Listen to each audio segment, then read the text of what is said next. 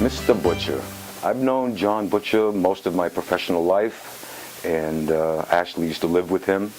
And one thing about Jon that a lot of people don't know is that he is so funny.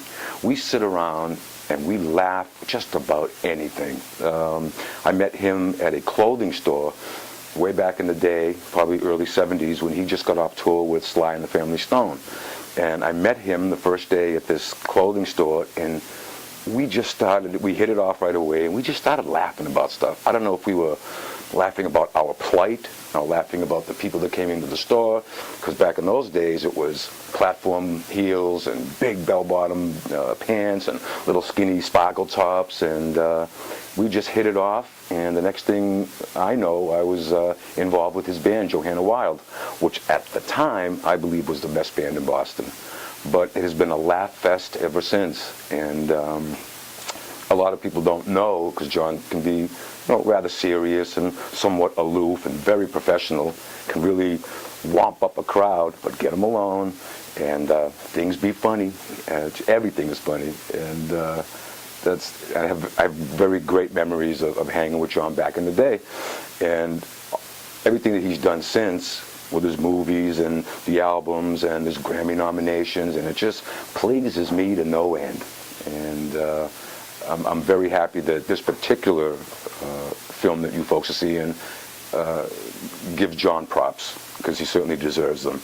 We had so many. In fact, I lived with Jon for a little while on Marlborough Street in Boston, and we actually had a friendly tomato fight in the apartment. 3-4 rooms, mashed tomatoes in every room, and it started out innocently enough, but it got to be where there were tomatoes, there was like ketchup everywhere. It was so funny.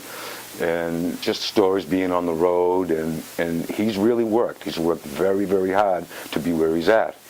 And then when he made the foundation, he hightailed it to California and really made his mark. And I'm so pleased to know him, and so happy for his success. It's a wonderful thing. Yes, it is. And when he comes back to this area, into New England, we get to see people that we haven't seen in 20 or 30 years.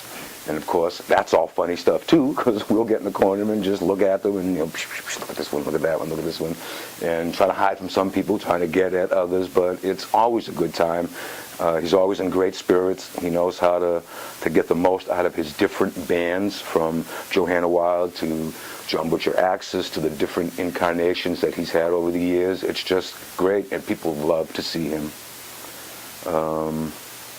In fact, I wish that he lived closer. I would love to spend more time with him on this end of the world, but he's quite the artist. And it's not just his musical prowess, but he's very well-spoken.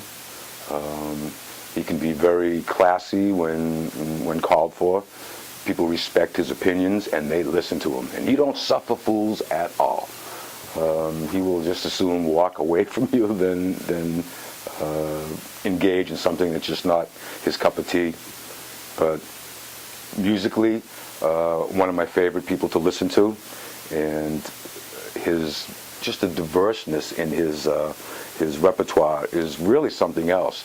And not to dance around the elephant in the room, but here's a black man in a rock and roll band which has normally only had 2 or 3 other people, Hendrix perhaps and Thin Lizzy perhaps, but there's Jon Butcher up there rocking like Dawkins and beating the pants off of every other band in New England at the time. It was great. It was great. Some of my finest memories and warmest memories were with Jon and his band of Johanna Wild. So there you go. There's many friends here, and he'll continue to pick up friends as he goes along.